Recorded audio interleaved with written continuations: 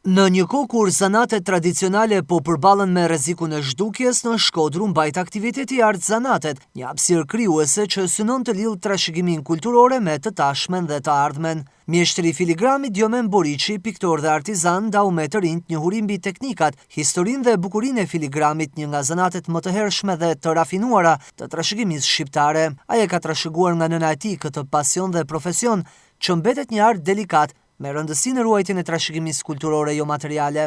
Kryesore ka qenë pjesa e trashëgimisë nëpërmjet mënyrave tradicionale që kanë qenë esnafet, por edhe në mënyrë familjare. Unë e kam mësuar zanatin prej mamës. Mama ka qenë punëtore e ndërmarrjeve artistike të krijuara pas viteve 1945. Ideja është që në ato ndërmarrje kanë punu njerëz të cilët më përpara kanë pas punishte private, të cilët mund ta kenë mësuar zanatin prej mjeshtrave të pazarit. Dhe tani ideja është që në një mënyrë ajo lidhja nga pazari i Shkodrës deri më sot është rujt. Teknika nuk ka evolu, teknika është rujt e njëjtë. Ajo që ka evolu janë subjektet edhe funksioni që ka pas filigrami. Në qoftë se ka pas një funksion spiritual të lidhur me veshjet, me statusin e njerëzve, sot është kthyer një objekt dekorativ.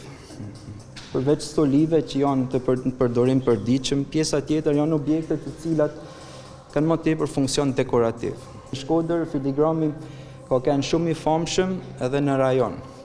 Ideja e krijimit të stolive edhe dekorimit të armëve ka qenë një ndër elementat në të cilët Shkodra është njohur historikisht. Ky aktivitet vjen si një promovim ndaj zanateve të vjetra, të cilat ndoshta po e humbin atë rëndësinë që e kanë shumë të rëndësishme të promovohen dhe të transmetohen tek të rit.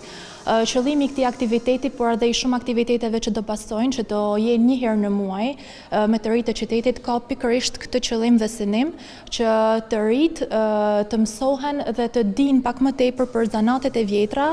Ky organizim erdhi nga Qendra Rinore Atelier në bashkëpunim me Drejtorinë Rajonale të Trashëgimisë Kulturore dhe KOD, duke kontribuar në ndërgjegjësimin e të rinjve për vlerat e trashëgimisë son kulturore dhe rolin e tyre në ruajtjen e saj.